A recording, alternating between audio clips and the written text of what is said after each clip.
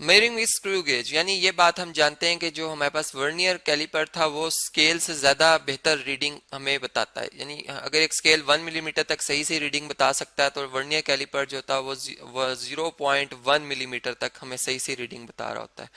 लेकिन अगर हम इससे आगे चलते हैं तो हमारे पास जो अब एक और इंस्ट्रूमेंट है जो कि फिर 100th पार्ट ऑफ मिलीमीटर तक सही सही हमें एक्यूरेट रीडिंग दे देता है लेंथ की, डायमीटर की। वो हमारे पास है जी स्क्रू गेज, यानी जो कि जिसका लीस्ट काउंट 0.01 मिलीमीटर है। और फिर इसमें यानी जैसे वर्नियर कैलिपर की बात करते हैं उसमें भी कैसे कुछ वर्नियर कैलिपर्स ऐसे हैं जो डिजिटल हैं जो कि 100th पार्ट ऑफ मिलीमीटर तक बता सकते हैं। ऐसा फिर हमारे पास स्क्रू गेज में भी कई ऐसे हैं जो कि फिर 200th पार्ट ऑफ मिलीमीटर तक या फिर इससे भी ज्यादा जो है वो छोटी वैल्यू को सही सही एक्यूरेटली बता सकते हैं। अब इसके पार्ट्स को अगर हम देखें तो ये दो सिलेंडर्स होते हैं, एक को एनल कहा जाता है, एक को स्पिंडल कहा जाता है। स्पिंडल जो होता है वो मूव कर सकता है इस नॉब की मदद से फॉरवर्ड यानी पीछे की राइट साइड पे और लेफ्ट साइड की तरफ मूव कर सकता है, जिसमें कि हम किसी चीज को इसके अंदर एडजस्ट कर सकते हैं, टाइट कर सकते हैं, लूज कर सकते हैं। ठीक है, इसी तरह ये फ्लेम कहलाती है पार्ट जो यू नुमा है। फिर सर इसको स्लीप कहा जाता है जिसे मेन स्केल भी कहा जाता है। ये मेन स्केल है जिससे आम स्केल इसके ऊपर मिलीमीटर्स में रीडिंग होती है, यानी इसमें जो दो छोटे डिवीजन्स के दरमियान डिस्टेंस है ये 1 मिलीमीटर है। जबकि ये जो हमारे पास थिम्बल स्केल है या इसको वर्नियर स्केल भी कहा जाता है, ये इसके ऊपर 100 डिवीजन्स हुई होती हैं जो कि फिर एक दफा ये पूरी 100 डिवीजन जब घूमती हैं तो 1 मिलीमीटर का फासला तय करती है। तो इस वजह से हम कहते हैं कि जो इसका लीस्ट काउंट है वो हमारे पास चूंकि 1 मिलीमीटर को आप जब 100 से डिवाइड करते हैं तो आपका जवाब 0.01 मिलीमीटर आता है। इस वजह से हम कहते हैं कि ये इसका क्या है जी लीस्ट काउंट है, जो कि इसकी फिर डेफिनेशन भी इसी तरह से डिफाइन की जाती है इसकी स्क्रू गेज का पिच ऑफ द स्क्रू और divided by total number of division और सर्कुलर स्केल। तो वो मुख्तलिफ डिवाइसेस में मुख्तलिफ होती हैं, जैसे इसमें 100 थी। अब जब हमें ये पता चल जाता है तो हम इससे जब भी रीडिंग स्टार्ट करते हैं तो रीडिंग लेने के लिए रैकेट नॉब जो है इसी की मदद से हम जो है सब कुछ परफॉर्म कर रहे होते हैं। इसको अपनी फिंगर की मदद से कभी एंटी क्लॉकवाइज रोटेट करते हैं और कभी क्लॉकवाइज। यानी अब अगर हम इसको फर्ज करें जब हम इसे रीडिंग लेते हैं तो सबसे पहले तो हमने ये देखना होता है कि आया हमारे इंस्ट्रूमेंट में कोई एरर तो नहीं। चूंकि एरर अगर होगा तो फिर एक्यूरेसी नहीं रहेगी और एक्यूरेसी की वजह से फिर आप जानते हैं कि एक सही रिजल्ट है वो हमारा वो नहीं आ सकता। तो एक्यूरेसी होनी चाहिए, यानी हम यहाँ पे एक्यूरेसी का बहुत ख्याल रखेंगे। इसलिए जो हमारा सिस्टमेटिक एरर है वो हमने चेक करना है, तो इसके लिए जीरो एरर चेक करेंगे। यानी हम ऐसा करेंगे कि इस जैसे आपको कोई डिवाइस नजर आ रहा है इसमें कुछ चीज भी नहीं रखेंगे, कोई ऑब्जेक्ट नहीं रखेंगे और इस नॉब को घुमाएंगे और इस तरह से कि दोनों स्पिंडल्स ये स्पिंडल और एनविल आपस में जुड़ जाएं। ठीक है, और एक टिक की आवाज आएगी जिससे हमें पता चल जाएगा कि ये अब और ज्यादा इसको टाइट नहीं किया जा सकता। फिर हम देखेंगे कि ये जो हमारे पास मेन स्केल की ये वाली लाइन है, ठीक है, ये वाला जीरो है इसका मेन स्केल का, और जो इसी तरह ये इसके काफी क्लोज आ चुका होगा यहाँ पर। तो क्या ये जीरो वाली लाइन और यहाँ पर जी भी इसी तरह एक जीरो लिखा होगा, यानी इस लाइन के आगे जीरो लिखा होगा, अगर ये आमने सामने होंगे तो हम कहेंगे कि इसमें एरर नहीं है, ये फ्री फ्रॉम एरर, यानी जीरो एरर जो है इस केस में हमारे पास वो नहीं है। लेकिन अगर फर्ज करें हम इसको रोटेट करते हैं और ऐसा होता है कि ये एरर हमें शो होता है इस तरह से कि ये लाइन जो है ये जीरो वाली लाइन, ये फर्ज करें जीरो वाली लाइन है जी, इसको मैं डार्क कर देता हूँ, यहाँ पे ये जीरो लाइन और यहाँ पर ये जीरो हमारा जो है वर्नियर या थिम्बल स्केल का ये ऊपर आ जाता है और ये मेन स्केल का जीरो नीचे रह जाता है, इस तरह से आ जाता है। यानी ये चूंकि यहाँ पे जो स्नैप है वो थोड़ी सी इस तरह से नहीं है कि बिल्कुल इसके साथ होती, यहाँ पर आई होती। अब ऐसा है कि हम ये फर्ज कर रहे हैं कि अगर ये जीरो ऊपर होता तो जिस तरह हम बात करते हैं कि हमारे पास जब हम लाइन से राइट जीरो यानी जब हम लाइन नंबर लाइन की बात करते हैं तो जीरो से जब हम राइट साइड पे चलते हैं तो पॉजिटिव साइन के साथ नंबर्स आते हैं, जब लेफ्ट साइड पे चलते हैं तो नेगेटिव साइन के साथ। इसी तरह फिर हम देखते हैं कि अगर हम जब ग्राफ प्लॉट करते हैं तो हम जब वाई एक्सिस की बात करते हैं तो जब ओरिजिन से ऊपर चलते हैं तो वाई की वैल्यू पॉजिटिव आती है, ठीक है, और जब नीचे आते हैं तो वाई की वैल्यू जो है वो नेगेटिव आती है। इसी तरह यहाँ भी यही बात है कि ये अगर जीरो है मेन स्केल का और अगर ये वर्नियर स्केल का जीरो ऊपर आ जाए, ठीक है, या थिम्बल स्केल का जीरो ऊपर आ जाए तो फिर हमारे पास जो एरर होगा उसे हम कहेंगे कि ये कौन सा एरर है जी, पॉजिटिव जीरो एरर है। ठीक है, जीरो एरर है, यानी आपके डिवाइस में जो भी आप वैल्यू इसकी कैलकुलेट करेंगे उसमें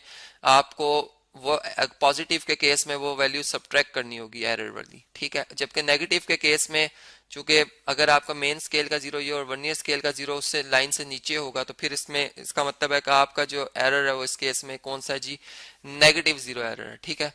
तो यहाँ पर जो वर्नियर स्केल का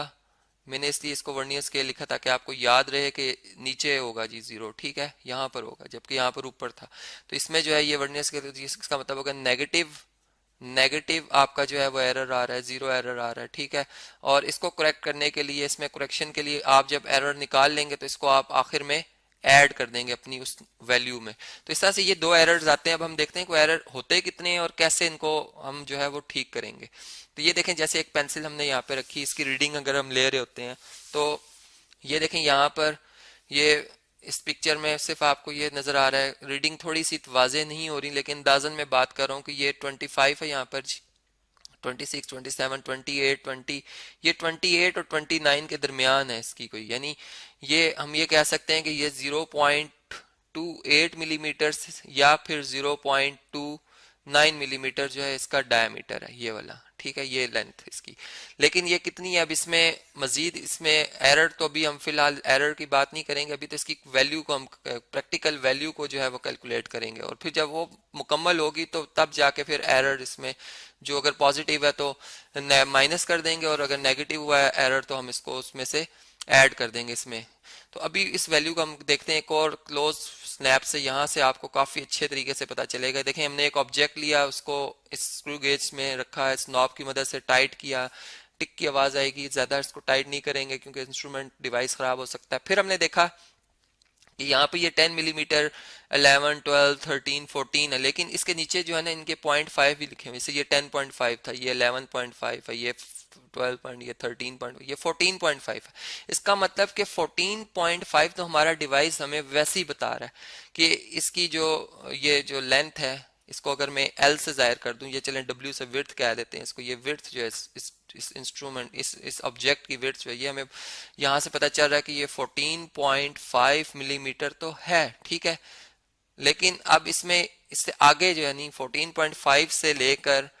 15 के इन बिटवीन जो है ना ये लाई कर रही है। अब ये कितनी आगे है कितनी पीछे है, ये हमने जो है इसको करेक्ट करना है, ठीक है, ये मिलीमीटर मैंने लिखा है। तो इसके लिए अब हम यहाँ पर आ जाएंगे। अब देखें, ये मेन स्केल की लाइन है जी, ठीक है। इसको हमने देखना है कि ये इस सर्कुलर जो स्केल है, या इसको हमने कहा था वर्नियर स्केल या थिम्बल स्केल, इसकी कौन सी लाइन से मैच करी। तो ये हमने देखा इधर 16th वाली वैल्यू से ये बिल्कुल इसके सामने है, ठीक है। तो इसका मतलब कि हमारी जो ये वैल्यू है ये 16 है, 16th नंबर वाली इसके साथ मैच कर रही है, 16 लिखेंगे और मल्टीप्लाई कर देंगे। जैसे वर्नियर स्केल में हम 0.1 मिलीमीटर से मल्टीप्लाई करते हैं, अब ये हमारे पास चूंकि स्क्रू गेज है और इसका जो हमारे पास लीस्ट काउंट होता है वो 0 पॉइंट जो इंस्ट्रूमेंट का होगा हमारे, यानी ये लाजमी नहीं कि आप हर दफा 0.01 मिलीमीटर, आपको जो इंस्ट्रूमेंट दिया जाएगा आप पहले उसका लीस्ट काउंट भी देखेंगे क्या है, वो आप देख लेंगे जी। 14.5 मिलीमीटर में आप ऐड कर देंगे जी 16 इंटू 0.1, तो ये 0.16 मिलीमीटर, ठीक है।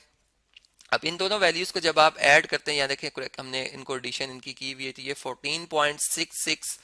मिलीमीटर हमारे पास इसकी वैल्यू आ जाएगी विड्थ की। लेकिन अभी ये करेक्ट नहीं है, ठीक है, इसमें एरर मौजूद था, चूंकि मैंने कहा था अगर एरर होगा, ठीक है। अब एरर की बात आ गई है कि इफ एरर इज पॉजिटिव, ठीक है, तो अब हम क्या करेंगे, हमने फर्ज किया कि हमारा एरर जो था वो हमने जब, अब एरर कैसे कैलकुलेट करेंगे, हमने एरर इस तरह से कैलकुलेट करना है कि जब हमने देखा जीरो इससे ऊपर था, ठीक है, मेन स्केल से, तो उसका मतलब पॉजिटिव एरर। फिर हम इसी तरह जैसे 16th लाइन मैच करी है, हम देखेंगे कौन सी नंबर वाली लाइन इस बिल्कुल इस हॉरिजॉन्टल लाइन से मेन स्केल की सामने आ रही है। जैसे वर्नियर स्केल में भी हम देखते थे वर्नियर की कौन सी लाइन, इस रोटेटरी जो स्केल है इसकी लाइन देखेंगे कौन सी मेन स्केल से मैच कर रही है। तो यहाँ से अगर फर्ज कर लेते हैं कि 16th ही मैच कर रही हो, फर्ज करते हैं, ठीक है, 16th आपने देखा जी 16th मैच करी थी, इसको लीस्ट काउंट से मल्टीप्लाई करेंगे आप 0.01 से, तो ये आ जाएगी 0.16 वैल्यू। ये एरर आ गया जी, पॉजिटिव एरर है। अब इसकी करेक्शन के लिए, यानी यहाँ पे जब हम करेक्शन करेंगे तो हम इस जो हमारे पास वैल्यू आई है W की 14.66, इसमें से हम माइनस कर देंगे ये एरर, चूंकि पॉजिटिव है तो इसको माइनस करेंगे 0.16 मिलीमीटर, ठीक है। ये आपको पता चल गया कि ये मिलीमीटर क्यों आया, क्योंकि हमने इसको लीस्ट काउंट से मल्टीप्लाई किया। तो ये आपके पास जो वैल्यू बनेगी ये आप देख सकते हैं जी, इसको अगर हम माइनस कर दें तो ये 14.5 मिलीमीटर, ये इसकी बिल्कुल करेक्ट की हुई वैल्यू, करेक्शन जो है वो वैल्यू है, ठीक है। इसी तरह अगर पॉजिटिव हुई, नेगेटिव हुआ जीरो एरर, तो आप इस वैल्यू को बजाय माइनस करने के क्या कर देंगे जी, प्लस कर देंगे और ये इसमें मजीद ऐड हो जाएगी, तो जो भी इसकी वैल्यू बनी, फर्ज करें 14.82 बनती है मिलीमीटर, तो आप वो लिख देंगे।